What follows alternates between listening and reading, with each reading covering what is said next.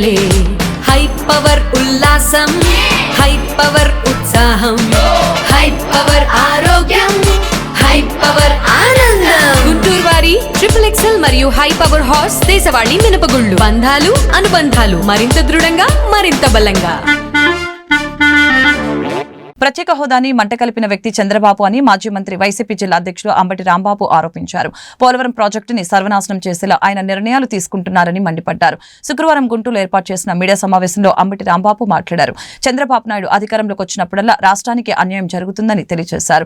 Polavaram project నిర్మాణం విషయంలో చంద్రబాబు మరొకసారి ద్రోహం చేస్తున్నారని ధ్వజమెత్తారు.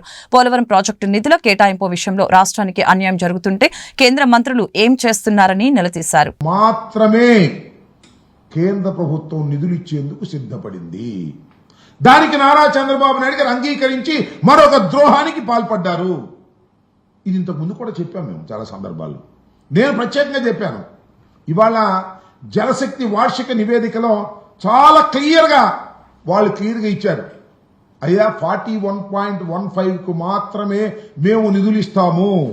ఆ నిధులు కూడా 12,157.53 కోట్లు ఇచ్చి మేము తప్పుకుంటున్నాము అని చెప్పారు.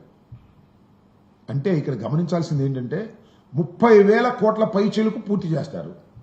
ఇంకా 45.72కి నీరు నిలపాలి అంటే ఇంకా సుమారుగా 25,000 కోట్ల రూపాయలు కావాలి. దానికి మాత్రం మేము ఇవ్వమని చెప్పేశారు. చేతులు ఎత్తేశారు. చంద్రబాబు నాయుడు గారు అంగీకరించారు. చంద్రబాబు నాయుడు గారు ఎందుకు అంగీకరించారంటే పోలవరం పోయినా పర్వాలేదు కానీ ఆయనకి వేరే ఇంట్రెస్టులు ఉన్నాయి. ఆ ఇంట్రెస్టులు కాపాడుకోవడం కోసం దీన్ని అంగీకరించి ఇవాళ మంట గలిపేటటువంటి కార్యక్రమం చేస్తున్నారు. ఇంకా బనకచెర్ల నీరు ఎత్తిపోతల పథకాలు ఇవేమి ఉండవు. అనుసంధానాలు అసలు ప్రశ్నే లేదు.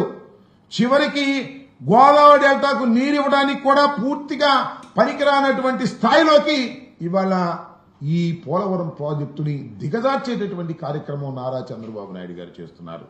ఇది చాలా దుర్మార్గమైనటువంటి విషయం. దీని మీద మేము ఇంతకు ముందు కూడా చాలాసార్లు చెబితే మా రామానాయుడు గారు పాప మంచోడే, ఆయన ఎన్నికల ముందు డ్రామాలు వేసినట్టు ఇప్పుడు డ్రామాలు వేస్తా ఉన్నాడు.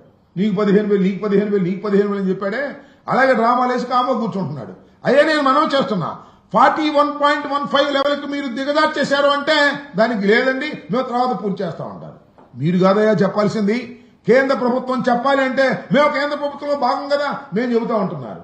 చాలా దుర్మార్గం. ఇవాళ మొత్తం కేంద్ర ప్రభుత్వం దీని నుంచి తప్పుకుపోవాలని వాళ్ళ మీద భారం పడుకోకుండా 45.72 లెవెల్కి నీరు నిలుపు చేయాలి అంటే R&RLA ఇంకా 25,000 కోట్ల రూపాయలు ఇవ్వాలి. ఆ 25 కోట్ల రూపాయలు ఇవ్వకోకుండా ఎగ్గొట్టేందుకు ఇవాళ చాలా క్లియర్గా వారు వార్షిక నివేదికలు చాలా వివరంగా చెప్పేశారు. అయ్యా మేము 41.15కు సంబంధించినటువంటి డబ్బులు మాత్రమే మేము ఇవ్వడానికి సిద్ధంగా ఉన్నాము. దీనికి కావాల్సినటువంటి 12,157.53 కోట్ల రూపాయలు ఇచ్చేశాము. ఇక మీరు సర్దుకోమని చెప్పేటటువంటి పరిస్థితికి వచ్చారు.